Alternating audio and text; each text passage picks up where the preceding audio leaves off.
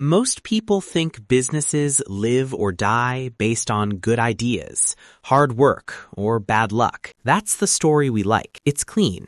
It's comforting. But here's the uncomfortable truth. Right now, as you watch this, there are thousands of businesses that should fail and won't, and thousands that should survive and won't. Not because of customers, not because of talent, but because of a quiet system most people never see. This matters right now because we're living through an era where money is tight. Headlines talk about layoffs and slowdowns, and everyone keeps asking the same question. Why are some struggling companies still alive while others collapse overnight?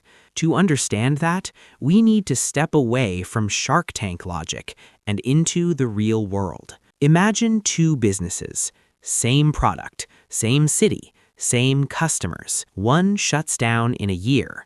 The other survives for decades, even while losing money.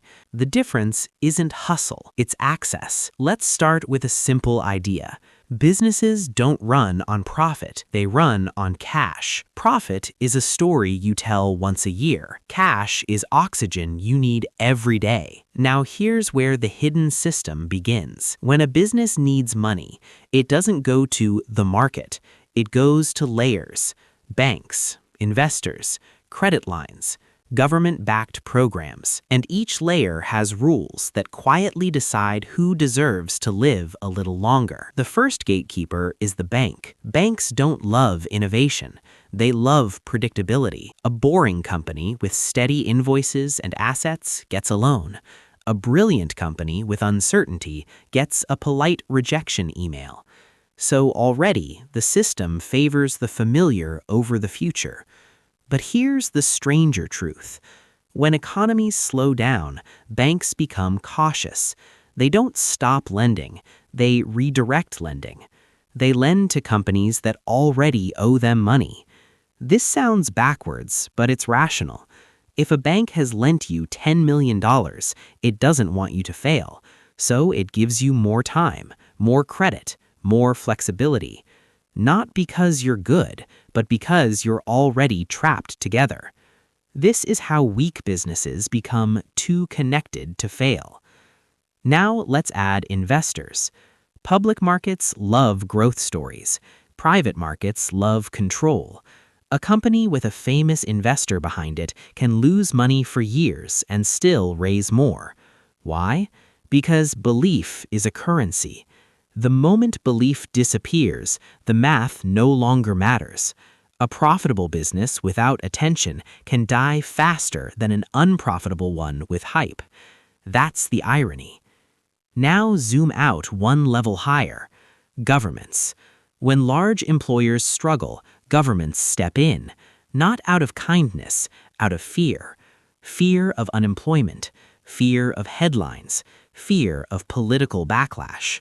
So support flows, loans, subsidies, tax relief. Quietly, survival becomes political.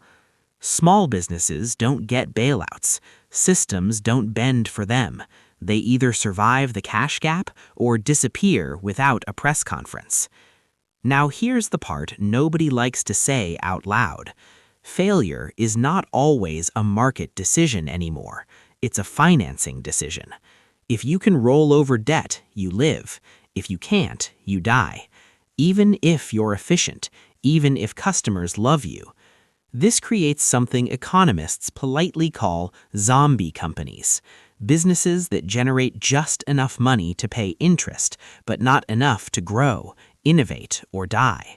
They walk, they breathe, they block space, and they change the entire ecosystem. Prices stay weird, competition gets distorted, new companies struggle to enter, productivity slows down. It's survival, but not progress. Now contrast this with the hype. We're told capitalism rewards the best ideas, that markets are ruthless but fair. The reality is softer, messier, much more human. Connections matter, timing matters. Being already inside the system matters most. This doesn't mean effort is useless. It means effort alone is not the referee. The uncomfortable math is simple. Cash flow gaps kill faster than bad products. Debt access extends life longer than profitability. And confidence, once lost, is nearly impossible to borrow. Zoom out even further, and the risk becomes clear.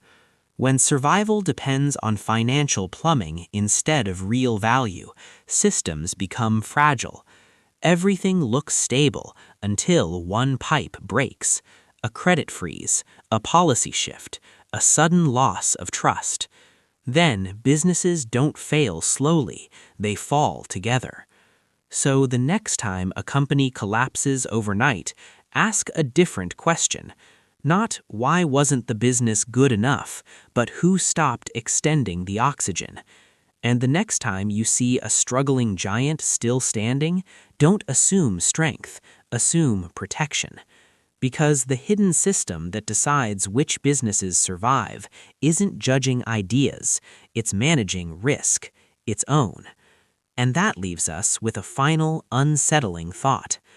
If survival is decided behind closed doors, what happens when those doors finally close?